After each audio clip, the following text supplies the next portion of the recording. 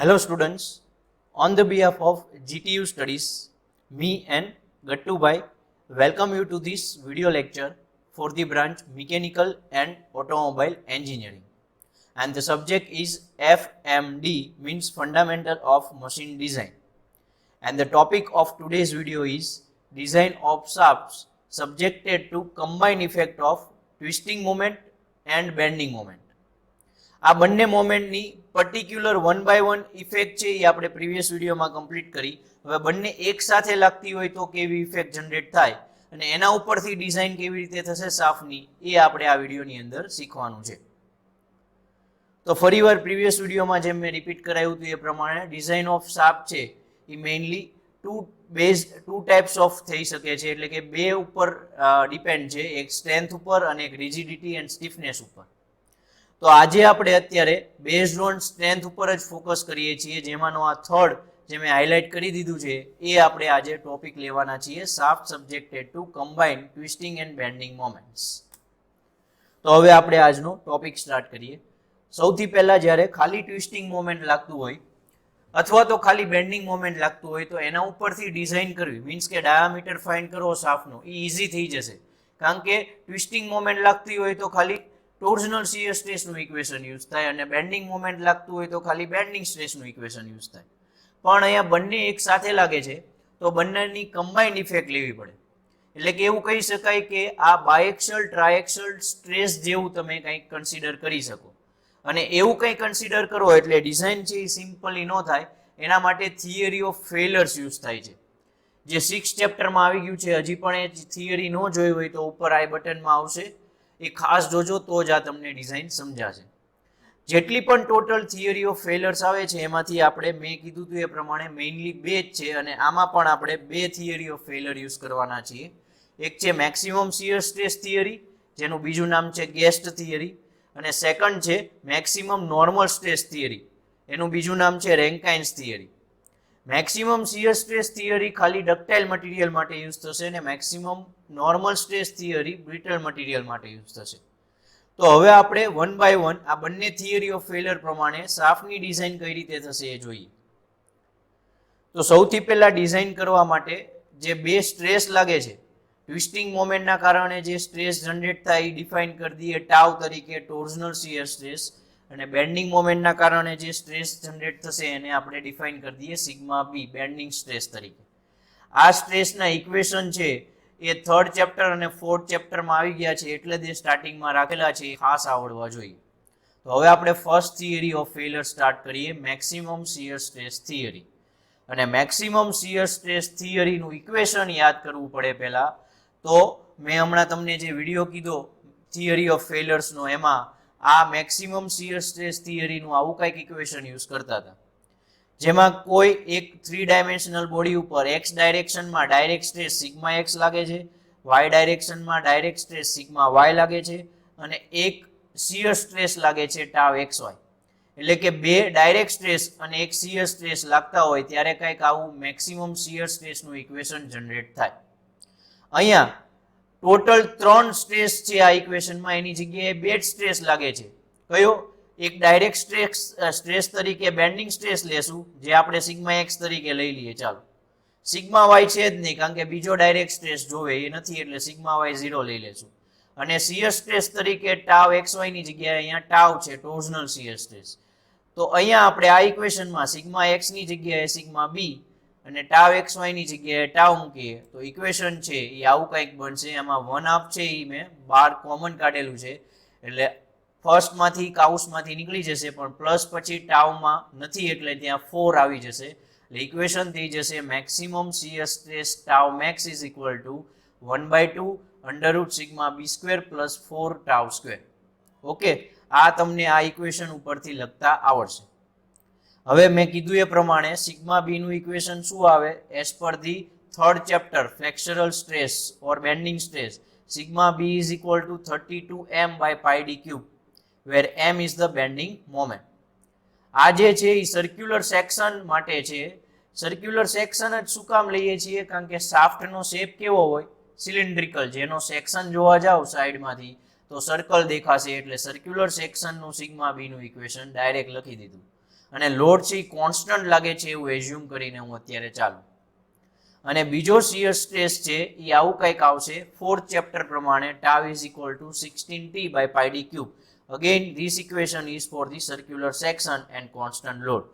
આ યાદ રાખજો, સિગ્મા બી અને ટાઉ. તો આ સિગ્મા બી અને ટાઉ ની વેલ્યુ હવે આ ઉપર જે ટાઉ મેક્સ નું ઇક્વેશન છે એની અંદર મૂકીએ આપણે. તો ટાઉ મેક્સ ના ઇક્વેશનમાં સિગ્મા બી અને ટાઉ ની વેલ્યુ મૂકો એટલે આવું કંઈક ઇક્વેશન બની જશે. હવે પહેલા બ્રેકેટમાં જોશો અંડરરૂટ ની અંદર તો 32 છે એ મારે બહાર લાવવું છે. તો 32 નો સ્ક્વેર છે એટલે 32 નો સ્ક્વેર બહાર આવે અને અંડરરૂટ ની બહાર આવું એટલે સ્ક્વેર નું અંડરરૂટ એટલે પાછું 32 જ વધશે. સેકન્ડ જે બ્રેકેટ છે એમાં 16 છે, પણ આ જે એની સાથે બાર જે 4 છે, સ્ક્વેર ની બહાર 4 જે છે એને હું અંદર લઈ જાઉં તો 4 ની જગ્યાએ સ્ક્વેર ની અંદર જાય એટલે 2 થઈ જાય, એટલે અંદર આમાંય તે 32 થઈ જશે. એટલે બંને જગ્યાએ 32 બને છે એટલે હું 32 ને બહાર કાઢી શકું. અને 32 ને બહાર કાઢું ને ઓલરેડી છેદમાં 2 તો હતું જ, એટલે 32 માંથી 2 કેન્સલ થઈ જાય. શું વધશે? 16/πd cube. અને અંડરરૂટમાં પહેલા બ્રેકેટમાં m² વધશે અને બીજા બ્રેકેટમાં t² વધશે. એટલે ઇક્વેશન થઈ જશે મેક્સિમમ શિયર સ્ટ્રેસનું tau max is equal to 16/πd cube √m² plus t². આ કંઈક ઇક્વેશન તમને જોયેલું લાગતું હોવું જોઈએ 4th ચેપ્ટર પ્રમાણે. નો દેખાતું હોય તો હું તમને હમણાં યાદ કરાવી દઉં. અત્યારે આપણે આને ઇક્વેશન નંબર 1 કહી દઈએ. તો જે ઇક્વેશન નંબર 1 આપણને હમણાં જે મળ્યું એ ઇક્વેશન નંબર 1 ની અંદર આપણે પહેલા હવે ફ્લક્ચ્યુએટિંગ લોડની ઇફેક્ટ છે એ સાથે સાથે કન્સિડર કરી લઈએ.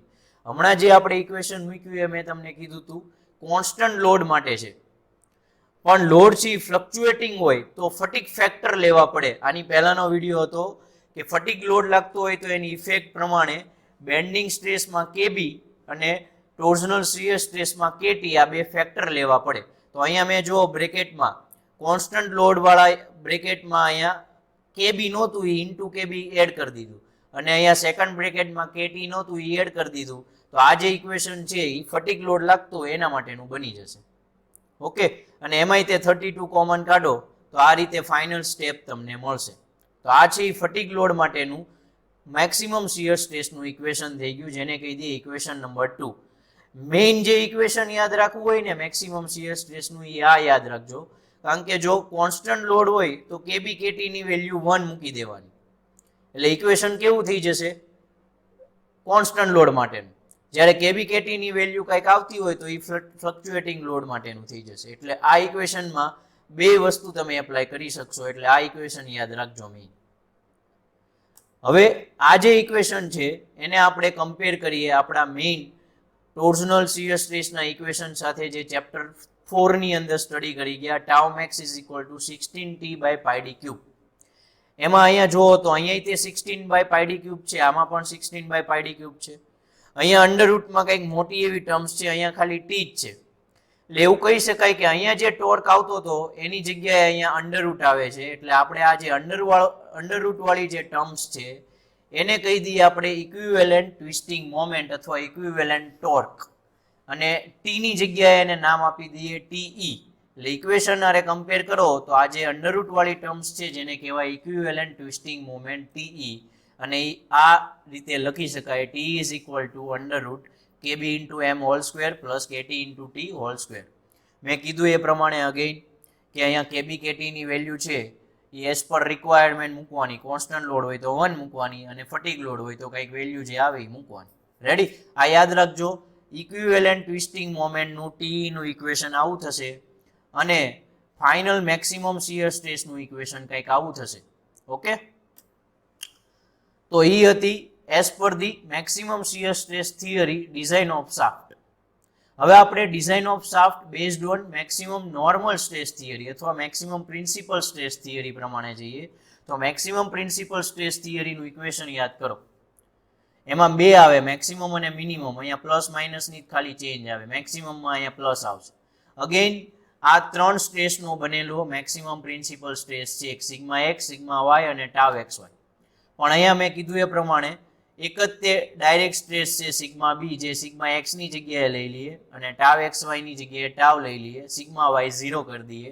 તો maximum bending stress, maximum normal stress sigma B max છે એ આવું કંઈક તમને મળશે, 1/2 sigma B plus 1/2 under root sigma B square plus 4 tau square. Again યાદ કરાવી દઉં, સિગ્મા બી અને ટાઉની જે ઇક્વેશન છે વેલ્યુ એ આવું કંઈક થશે. કોના માટે? સર્ક્યુલર સેક્શન માટે અને કોન્સ્ટન્ટ લોડ હોય ત્યારે. તો હવે જે ઇક્વેશન આપણને ખબર છે એમાં સિગ્મા બી અને ટાઉની વેલ્યુ મૂકીએ તો ઇક્વેશન આવું કંઈક થઈ જશે. હવે આ ઇક્વેશનમાં મારે જો તો આ અંડર રૂટની બહાર પ્લસ પહેલા જે ટર્મ્સ છે એમાં પણ 32/πd³ છે, અંડર રૂટની અંદર પણ 32/πd³ છે એને હું બહાર કાઢી શકું, અને અહીંયા પણ 4 જે બહાર છે એને અંદર લઈ જાવ તો 32/πd³ થઈ જશે. એટલે ત્રણેયમાંથી 32/πd³ છે કોમન કાઢી શકું છું. આ 1/2 છે એની સાથે નહીં રાખું, કારણ કે મારે 32 જોવે છે ફાઇનલી, 16 નહીં. શું કામ? કારણ કે સિગ્મા બી નું ઇક્વેશન છે એ શું આવે? 32m/πd³. એટલે મારે 32 રાખવા છે, એટલે હું 32 ને બહાર કાઢીશ, 1/2 એની અરે કેન્સલ નહીં કરાવું, એ આમનામ અંદર રાખીશ બ્રેકેટમાં. એટલે sigma B max, maximum normal stress કંઈક આવો થઈ જશે, 32/πd³ whole bracket 1/2 into bracket m plus under root m square plus t square bracket close. Okay, આ છે કોન્સ્ટન્ટ લોડ માટે છે. અગેઇન આપણે ફટીગ લોડ માટે જોઈએ એ પહેલા આની ઇક્વેશન નંબર 3 કહી દઈએ. હવે ફટીગ લોડની ઇફેક્ટ છે એ તમે કન્સિડર કરશો તો ઇક્વેશન કંઈક આવું થઈ જશે. કાંઈ નથી કરવાનું, ફટીગ લોડ હોય ત્યારે m જ્યાં હોય ત્યાં ઇન્ટુ કેબી કરવાનું અને t જ્યાં હોય ત્યાં ઇન્ટુ કેટી કરવાનું. આટલું ધ્યાન રાખો એટલે ફટીગ લોડ માટેનું ઇક્વેશન તૈયાર.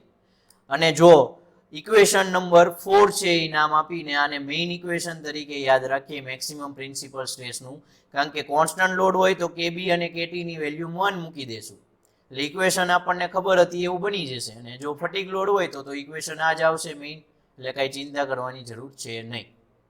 હવે આપણને જે ફાઇનલ ઇક્વેશન મળ્યું એ ઇક્વેશનને આપણે પાછા થર્ડ ચેપ્ટરના બેન્ડિંગ સ્ટ્રેસના ઇક્વેશન, ફ્લેક્ચરલ સ્ટ્રેસ ઇક્વેશન જેને કહેવાય એની સાથે કમ્પેર કરીએ તો સિગ્મા બી મેક્સ એટલે આવી રીતે કંઈક લખી શકાય, 32m/πd³. તો આમાં પણ 32/πd³ છે, આમાં પણ 32/πd³ છે. ફેર ખાલી એટલો છે, અહીંયા ખાલી એમ હતું, અહીંયા આખો બ્રેકેટ છે જેમાં ઘણી બધી ટર્મ્સ આવે છે. એટલે એવું કહી શકીએ કે બ્રેકેટવાળી આખી ટર્મ્સ છે એ m બરાબર થાય, જેને આપણે ઇક્વિવેલન્ટ બેન્ડિંગ મોમેન્ટ કહી દઈએ. એટલે ખાલી m નહીં પણ એને me તરીકે ડિફાઇન કરી દઈએ તો એવું લખી શકાય, me means equivalent bending moment છે એ આટલી થશે એઝ પર ધી બ્રેકેટ. અને એમાં કોન્સ્ટન્ટ લોડ હોય તો કેબી કેટીની વેલ્યુ 1. બહુ જ સિમ્પલ, યાદ રાખજો. તો આ રીતે design of shaft based on maximum principal stress theory કરવાની.